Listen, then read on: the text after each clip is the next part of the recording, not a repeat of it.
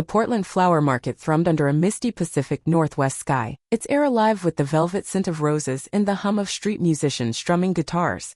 Coffee carts clattered, their steam curling into the October drizzle, while vendors called out prices for dahlias and peonies.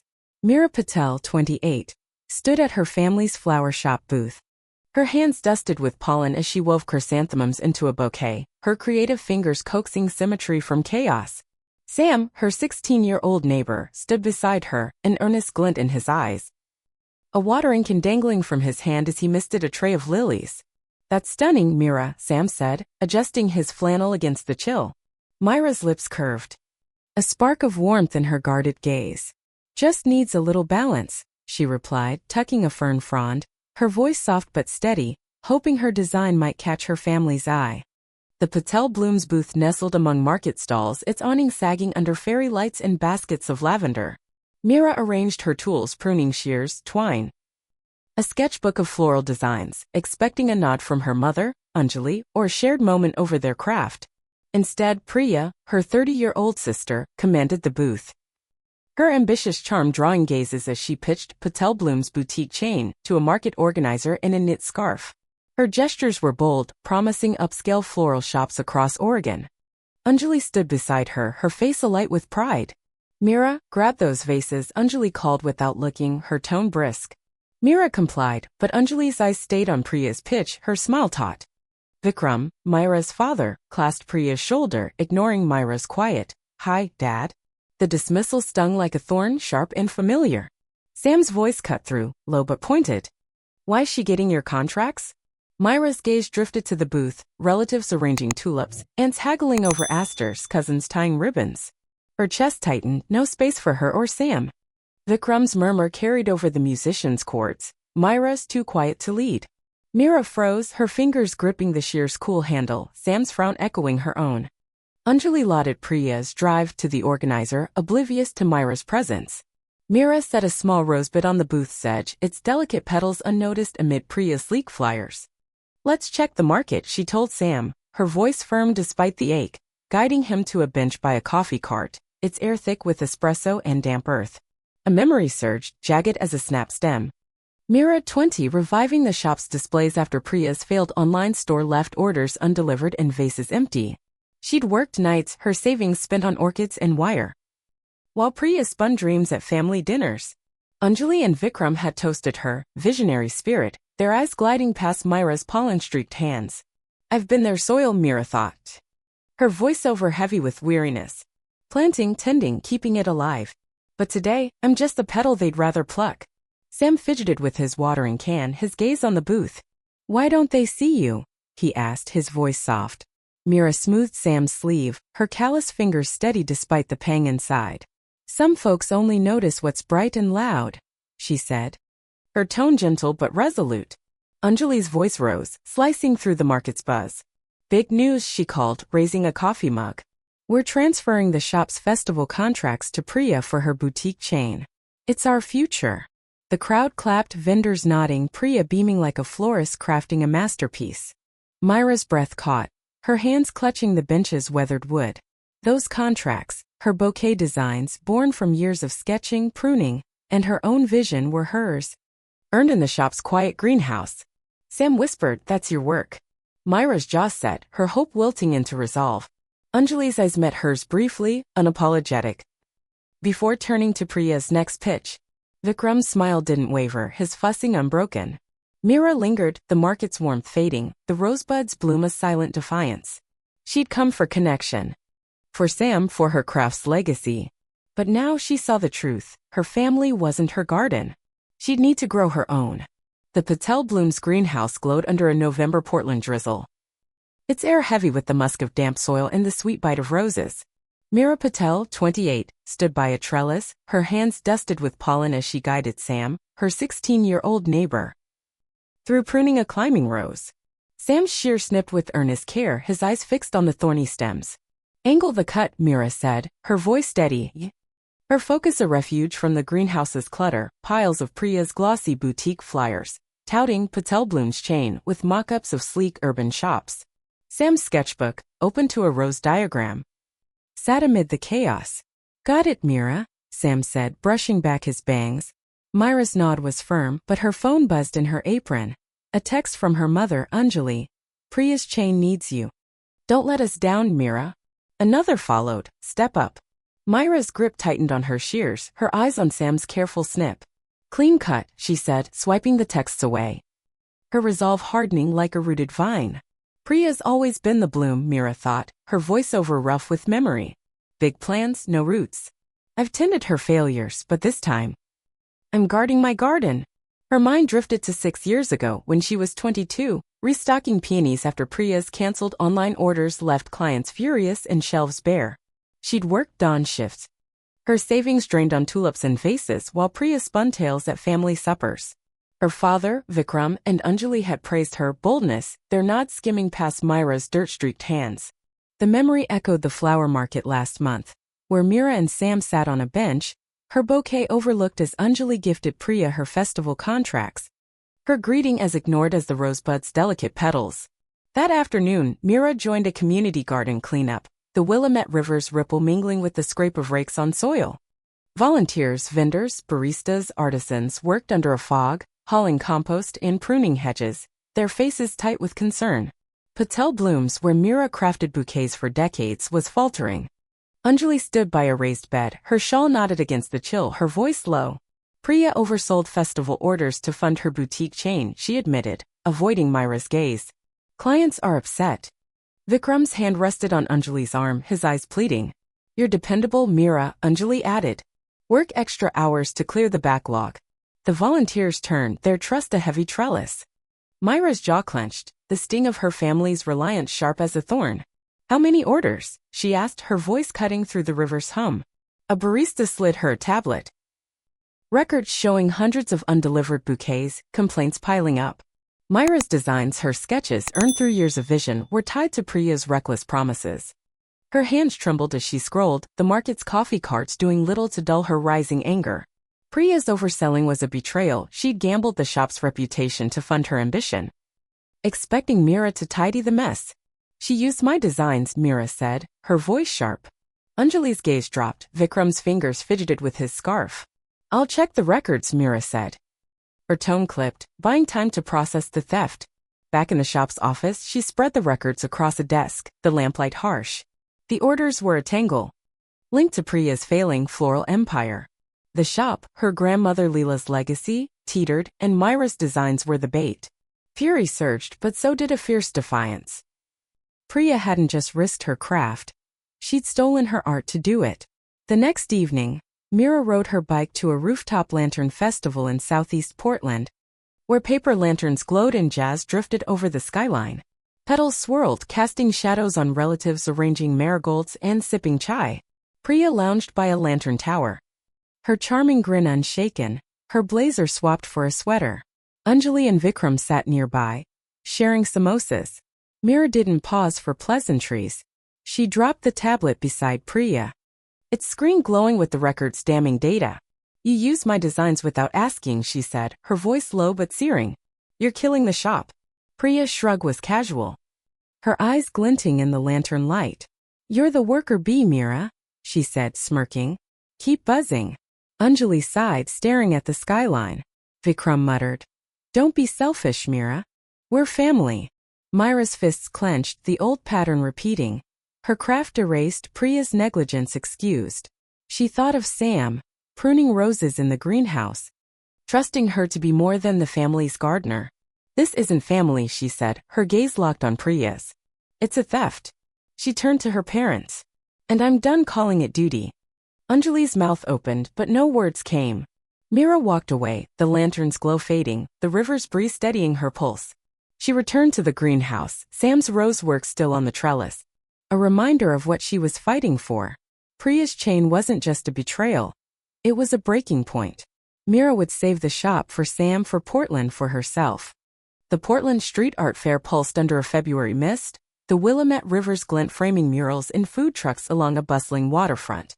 The scent of peonies mingled with sizzling arepas, and buskers' fiddles wove through the chatter of artisans hawking pottery and prints. Mira Patel, 28, stood at a floral stall. Her hands dusted with pollen as she arranged a bouquet of irises and ferns, her creative focus a shield against the fair's din. Sam, her 16-year-old neighbor, set out sketchbooks on a linen-draped table, his earnest eyes scanning the crowd. The stall's sign, hand-painted with Mira's blooms, crafted true, swayed in the breeze. Mira's vases sparkled beside her floral designs, proof of her artistry. "We're set, Mira," Sam said, clutching a projector, his hoodie damp with drizzle. Mira's pulse raced like a snapping stem. "Let's show them who grows this garden," she said, her voice low but fierce, her heart set on dismantling Priya's boutique chain. The stall was Mira's stand to undermine Priya's oversold festival orders, which had tarnished Patel Bloom's reputation with undelivered bouquets and angry clients. She'd spent weeks gathering evidence, sketchbooks tracing her designs, receipts for her flowers, and emails praising her arrangements. Fairgoers paused, baristas, couples, gallery owners, to admire Mira's cascade of dahlias, their petals vibrant against the gray sky. A florist tested a bouquet's balance, nodding. "That's art," she said. And Mira's chest flared with quiet pride. As Sam handed out cards, customers lined up, their orders piling up, bypassing Priya's boutique booth across the fairground. A bride-to-be signed a contract, muttering, "Priya's chain's all hype." Mira's defiance bloomed, her craft was hers again. Priya's boutique booth, adorned with neon signs, stood 100 feet off, its speakers blaring lo-fi beats. She'd been pitching Patel Bloom's chain, using Mira's designs to lure clients, but her missed deliveries had soured her name. The booth drew a sparse crowd, and Mira's stall siphoned the rest. Midday, Priya stormed over, her charming facade cracking, her blazer soaked. "Mira," she shouted, her voice slicing through the fiddles. "You're ruining my brand." Artisans and shoppers turned, some curious, others skeptical. Priya faced the crowd, arms wide like a performer. "I'm building Patel Bloom's chains, elegance, the future." Mira's just jealous, clinging to her little flowers. Murmurs spread, a few customers eyeing Mira warily. Her heart pounded, but she stood tall, her hand steady on a vase. "Your brand," she said, her voice sharp as a shear. "You stole my designs to sell orders you couldn't deliver." Before Priya could spin another tale, Sam flicked on the projector, its beam flaring across a fair screen. Mira's sketches glowed. Dozens of floral designs, each dated, detailing her bouquets from dawn roses to midnight lilies. Sam scrolled to a client email against Priya. "No delivery, wedding ruined." "Mira made these," Sam said, his voice firm despite his shaking hands. "Not Priya. Check the sketches." The crowd leaned in, cameras flashing, as Sam highlighted a design from age 15. Leela's notes in the margin, Mira's vision. Customers nodded, their orders flooding Mira's table, drowning Priya's protests. A vendor canceled his boutique contract, growling, "I want Mira's blooms." "Not excuses." Priya's smile faltered, her eyes darting to her booth. Mira handed Sam a sketchbook, her voice low. "Show the last page." The screen displayed a festival contract, confirming Mira's sold designs after her pro bono lawyer. A contact from a growers' co-op flagged Priya's misuse. The crowd buzzed, but the triumph was bittersweet. The shop's unpaid bills loomed, demanding new funds. As the fair's drums echoed, Mira's phone lit with texts from Anjali and Vikram. "You're ungrateful. You've shamed us." The words cut deeper than a wilted stem. But Mira didn't flinch. She stayed, tying a customer's bouquet, their soil-worn grip a contrast to her family's cold blame. "I didn't shame them," she thought, her voiceover soft but resolute. "I just stopped tending their roots." That night, in the shop's quiet storeroom, Mira sorted through old crates, her hands brushing a spool of ribbon. A dusty crate, tucked behind sacks of potting soil, caught her eye. She pried it open, her breath catching at a pair of pruning shears, their handles worn from use, Leela's initials etched into the metal. Below them, faint but clear, "Grow your own roots, Mira." Her fingers closed around them, a tear tracing her cheek as the shears' weight grounded her. Leela had seen her midnight sketches, her patient pruning, her love for blooms when her family looked away. Priya's theft had pushed her to this edge, but Leela's legacy gave her the strength to stand. The shears engraving traced a path Mira could follow, not for her family but for Portland. Sam's courage, the customers' trust, the greenhouse's rose scent. They were her soil now. Mira rose, the shears in her hand, her defiance of vibrant petal. Her family's scorn and Priya's fall were heavy, but she wouldn't carry their weight anymore. She'd fight for the shop, for Sam. For the roots Leela had planted in her all along. October's golden light streamed through the Portland Floral Design Studio, once the Patel Bloom's shop. Now alive with the hum of creativity and the scent of fresh-cut lavender. Mira Patel, 28, stood by a work table, her hands dusted with pollen sorting donated rose stems. Her dark eyes warm as she watched Sam, her 16-year-old neighbor, teach artisans to weave dahlia crowns. Sam's sketchbook, open to a peony design, rested on a vase-lined shelf. Keep the petals even, Sam told a teen, his voice confident. Myra's heart swelled, her gaze sweeping the studio's rhythm, work tables strewn with twine, vases glinting under skylights. Leela knew families grown, not owed. Mira thought, her voiceover soft and steady, and I'm planting mine here. The design studio was Myra's response to the shop's near ruin under Priya's oversold boutique chain. A legacy crafted with artistry rather than her sister's hollow promises.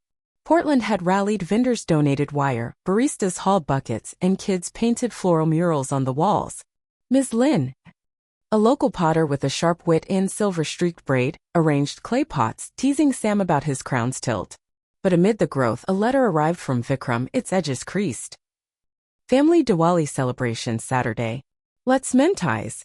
Myra's chest tightened, a flicker of hope stirring despite Priya's theft and her parents' ungrateful texts after the art fair.